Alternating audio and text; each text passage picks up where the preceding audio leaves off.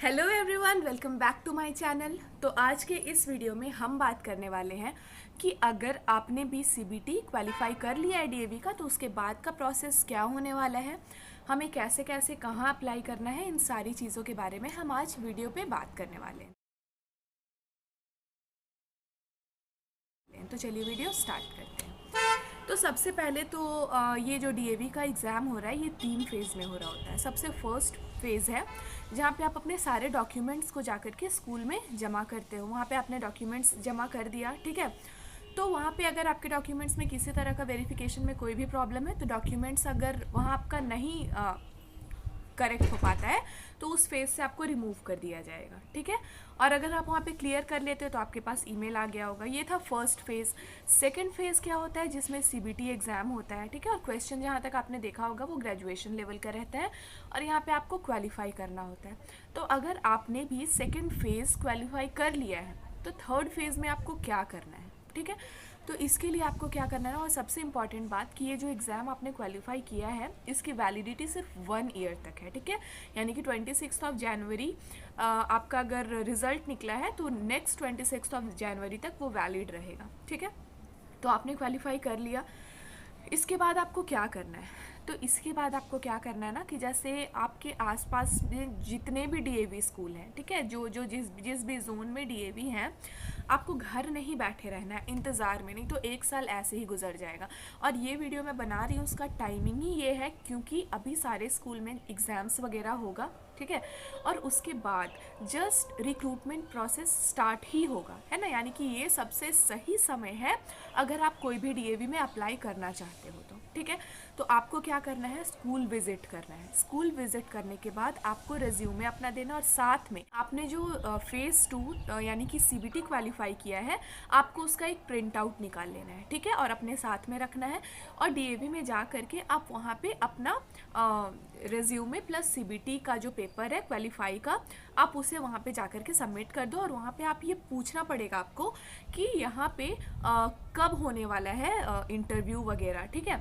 तो वहाँ पे वो लोग आपको बताएंगे कि हाँ इतने टाइम पे इंटरव्यू होने वाला है, आप अटेंड कर सकते हो, या फिर जैसा होगा वो आपको या तो मेल कर देंगे या फिर जो कुछ भी, ठीक है। तो ये था आप सबसे पहला काम जो कर सकते हो। दूसरा आपको क्या करना है ना, कि आपको न्यूज़पेपर में लगे रहना है, क्योंकि ये जो वैकेंसी डीएवी वगैरह का आता है ना, ये न्यूज़पेपर में ही आता है। वहाँ पे साफ मेंशन रहता है कि अगर आपने डीएवी सीबीटी क्लियर किया है तभी आप यहाँ पे वैकेंसी में मतलब आ सकते हो। तो आपको न्यूज़पेपर में देखते रहना है, ठीक है, कि कभी कहाँ पे भी वैकेंसी आया है वहाँ पे आपको अप्लाई कर देना है। ये 2 हो गया। तीसरा आपके पास ईमेल आएगा, ईमेल के थ्रू आपको पता चलेगा, ठीक है। और आपको इस चीज़ में कभी भी नहीं बैठे हुए रहना है कि डीएवी में वैकेंसी निकलेगा तो आपको इन्फॉर्म किया जाएगा, नहीं। सिर्फ 1 साल तक वैलिड है, और बहुत सारे ऐसे स्टूडेंट्स हैं जो हड़बड़ाए हुए, जिनको जॉब किसी तरह से लेना है तो वो जा कर के पता कर रहे हैं, तो वो लोग आपको खुद से क्यों बुलाने के लिए आएंगे। तो आपको ये चीज़ पता करते रहना है, ठीक है। अब सपोज़ आपको पता चल गया कि डीएवी में वैकेंसी है, आपने जाके पता कर लिया, तो उसके बाद क्या, तो जहाँ पे भी डीएवी में वैकेंसी आया हुआ है वहाँ पे अगर आप जाते हो तो वहाँ पे क्या होगा ना, जैसे मान के चलिए कुछ कुछ मतलब अलग अलग जोन्स के जो डीएवी हैं वहाँ पे अलग अलग जगह पे रिक्वायरमेंट है, तो वहाँ पे एक पैनल बैठी हुई रहेगी इंटरव्यू के लिए, ठीक है। तो वहाँ पे आप जाओगे तो वहाँ पे सारे लोग, सारे जगह के प्रिंसिपल या फिर जो जो भी वहाँ पे पैनल में बॉडी बैठी हुई रहेगी, वो लोग आपसे क्वेश्चंस पूछना स्टार्ट करेंगे। और ये आप बिल्कुल भी मत सोचना कि क्वेश्चन जो है वो 8 to 10th लेवल का रहेगा, क्योंकि नहीं, वो जो क्वेश्चंस रहेगा वो 12th से ग्रेजुएशन लेवल तक आराम से रहने वाला है। वो काफ़ी इन डेप्थ में क्वेश्चन पूछते हैं, ठीक है।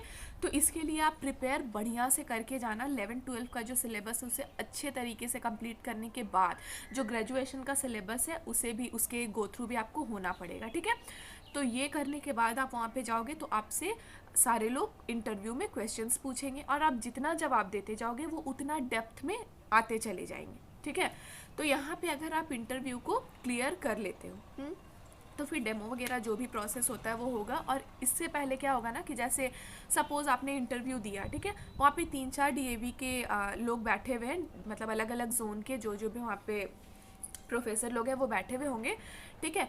तो वो लोग आपको क्या करेंगे ना, सपोज़ किसी एक ने आपको सेलेक्ट किया तो वो बोलेंगे कि मैंने आपको सेलेक्ट किया है, और फिर आपसे सैलरी वगैरह की बातें करेंगे कि जैसे 30,000 या फिर 35,000 जैसा भी आपको वो लोग देंगे।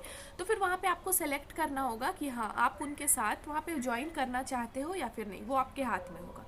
तो ये होता है नेक्स्ट, ठीक है, यानी कि इंटरव्यू होगा आपका, अगर सिलेक्शन, आपका इंटरव्यू अच्छा रहा तो आपका सिलेक्शन होगा, उसके बाद डेमो वगैरह के बाद आपको ज्वाइनिंग लेटर दे दिया जाएगा, ठीक है। तो ये इतने फेज़ में डीएवी का एग्ज़ाम होता है, यानी कि अब आपने पेपर 2 क्वालिफाई कर लिया है, अब नेक्स्ट आपका स्टार्ट होता है फेज़ 3 तक का सफ़र। यहाँ पर खुद आपको भाग दौड़ करके पता करना है, ठीक है, या फिर कहाँ से कैसे वैकेंसी आया है या नहीं, इधर उधर से आप पता करिए, और जहाँ पे भी आया है जितना जल्द हो सके आप फॉर्म भर दीजिए, नहीं तो ये साल भी हाथ से चला जाएगा, ठीक है।